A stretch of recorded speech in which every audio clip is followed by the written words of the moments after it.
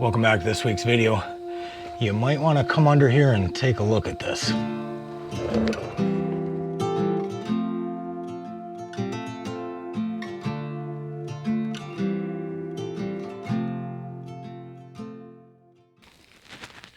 You guys remember on the last video I told you that I broke the bed mount. Well, here it is.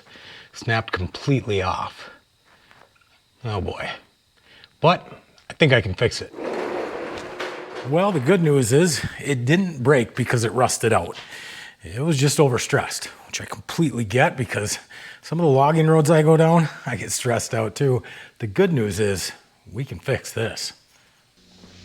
A little bit of flat stock and round stock, we can make it stronger than factory.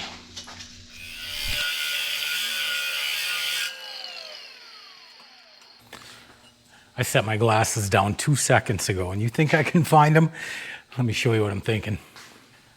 I removed that front tie down, give me a little bit more room. The plan is for the flat stock to just beef up the base of this mount, and then I'll weld the original piece back in place and drill the holes through the flat stock, get everything welded up. It should be stronger than it was originally. That's the plan anyways. I got the new piece made up, holes are drilled. The plan now is to weld these two together. Then I'm gonna set this down inside that box support. The plan is that this surface area is gonna provide more support for the box, and this whole thing is just gonna kind of give that perch a little bit more strength overall. I don't know, that's the plan. Will it work? Who knows? We've got the metal all cleaned up. What I'm gonna do is just tack it in place, then run a weld all the way across the top. All of my holes are lined up. Everything should be ready to go.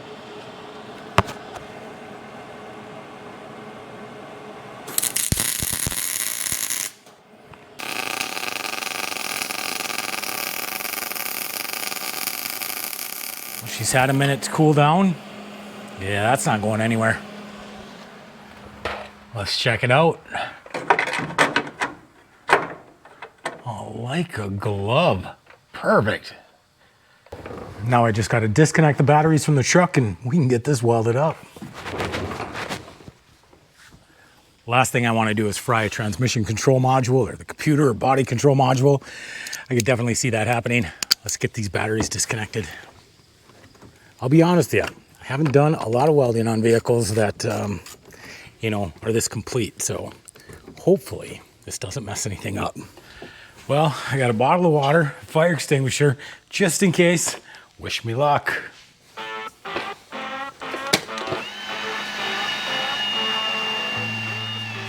So I cleaned off the spot for the welding clamp, cleaned the metal really well, should have no problems welding it. It's not the best angle for me, but I'm gonna work with what I got. I'll start by tacking the corners and running some welds across there. We'll see what it looks like.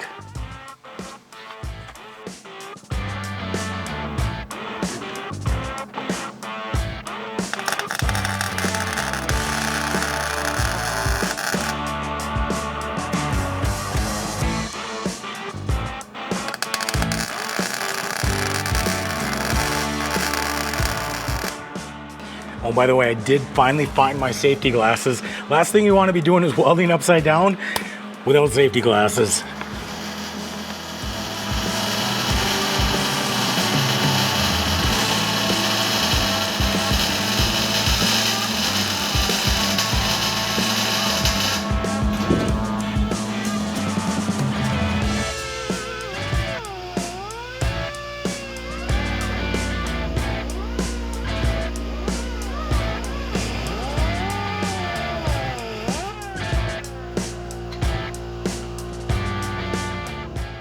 I got the bottom support all welded up. What I did was I laid multiple beads across those cracks. In fact, I laid multiple beads on the whole bottom side of that support, grinded them down, more weld, grinded it down, more weld, just to make sure that it's really good and solid. After all that, I was gonna weld this round stock right up inside that perch, put a bead all the way across it, both sides, thinking that would really stiffen that support up. But as I was looking at it, there really wouldn't be any contact for that crack. So instead, I'm gonna make a big washer. This is gonna sandwich everything together. That way, if there's any flex, there won't be a lot of pressure on that crack. Making this up as I go. So far, so good. So we got multiple welds on the inside here. Like I said, I grinded it down, welded it. This whole base is built up probably 1/4 inch. Next step is gonna be putting this inside. This will be like a big washer. This is gonna hold everything together. Making it up as I go. Well, now what I gotta do is try and fish this bolt all the way out this mount.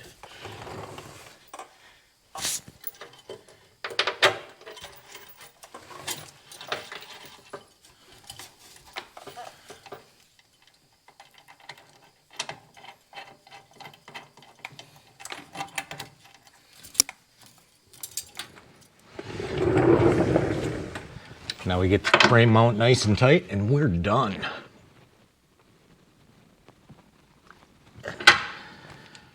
Check it out. No pops, no creaks. I think that one's done. It's hard for me to say exactly when or how that broke. I've had this camper in the bed of the truck for close to 100,000 miles, and I definitely don't take it easy on the trails. Next up though, we gotta take a look at the connecting rods on the sway bar. I contacted Hellwig. I was surprised by their customer service. I go online hoping that I can find a telephone number. Thankfully, 1-800-HELLWIG, easy enough. I call it up and the phone rings once. A live person picks up. I explain to them that I bought their sway bar probably 5, maybe even 6 years ago. I don't remember if it was from them or from eTrailer. I just needed to know how much your connecting rod's gonna cost me and what am I gonna pay for shipping. To my surprise, absolutely nothing. All of their products have a warranty. It didn't matter that I didn't have a receipt as long as I had their product. I got all new connecting rods sent out in the mail. I didn't pay a dime. I wish all companies would stand behind their products like Hellwig does. That's awesome. This fix should be easier than the welding job. If I remember right though, I had to use the bench vise last time to put these together. Let's get these guys installed. Well, that was simple enough. Just basically tighten it up. We are almost done. A couple of weeks back, I was driving through a rainstorm and my rear view camera started flashing on and off. So after 4 years, the Prometo finally went out. I bought this guy. Let's get it installed. So many of these cameras on Amazon all look the same, just different names. And this one was 49 bucks. Let's see what it all entails. It looks just like my $170 camera. Well, this shouldn't take too long to install. I definitely wouldn't want to have a truck camper without a rear view camera. This camera is made by a company called Jansite. And looks like we got a power wire and a camera wire, and that's it. Shouldn't take me too long to install it. I'll just follow the old wires. Start by removing this guy.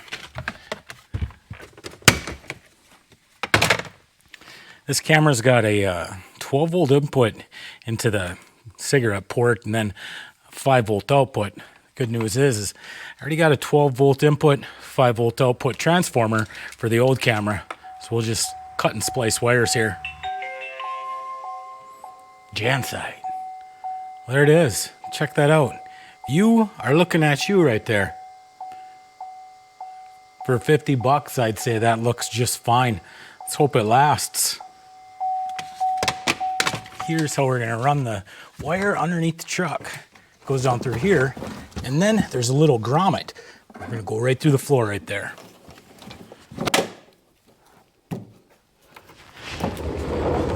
Back to the bottom of the truck. I got cable ties on the old wire. I'll be cutting them out. And then I'm just gonna follow the brake line with the new one all the way to the back of the truck. First, I'm just planning a route, and then I'll go back and zip tie the wire up nice and tight.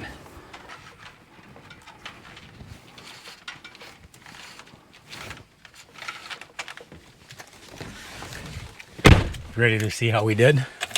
Let's check it out. Jansite. We'll have to turn that volume down. Well, there it is. That's the back view. And I can tilt the camera up and down. If I want to switch over to the front camera, there's the dual mode. So now I'm looking at the front. This is the rear. Switch it again. Now it's just the front camera. Awesome. Check that one off the list. Next up, I've got to replace these tires. These are the Nitto Ridge Grapplers. I got about 45,000 miles on them. They've been a really good tire, and though I beat the heck out of them. So today we're gonna head into town. I'm gonna get a new set of tires. I've been saving for a year for this. You guys have been asking me, when am I gonna get a kayak for the channel? I've been saving for these instead.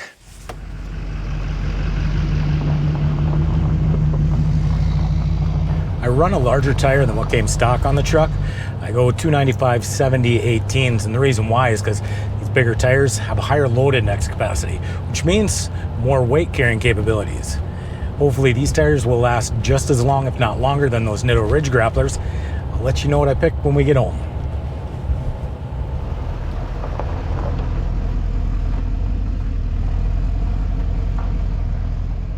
Well, this is the tire that I went with, Mickey Thompson Baja Boss.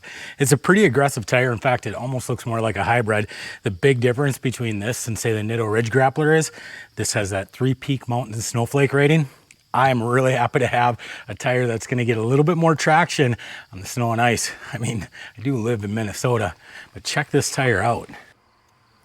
Initially, I was gonna go with the KO2s just because they're a proven all-terrain tire, but unfortunately they were on a nationwide back order for like 3 or 4 months. So I started doing some research and I decided to go with the Mickey Thompsons. Now, they've only had the Baja Boss for a couple of years, but they've got a lot of really good reviews, and I'll let you guys know how they hold up for me. Well, we just about got this video in the bag. It's been a couple of weeks since I uploaded a video. I'm assuming that since you're still watching right now, you're probably a regular viewer. You know that I went and visited my brother out in Germany for 10 days. Had an awesome vacation, except for that little stint in the emergency room. The plan was, though, to record a video for you. And unfortunately, the morning of the ER visit is when I started recording. So I want to introduce you to my brother really quick, show you some of the sights that I saw out there. It was absolutely gorgeous. I would love to go back again someday. But yeah, thanks for hanging out with me all weekend long. And as always, be kind, be honest. We'll see you down the road. We're on our way to my brother's house this morning. Completely lost. We're in Bad Soden, Germany, and that's where we're starting off this week's video. Man, this is really pretty here. So today you guys are gonna meet my brother. This is Kyle. Hey! He's gonna be taking us around today. Where is this castle at? Southeast of here. Southeast of here. All right, let's get on the road.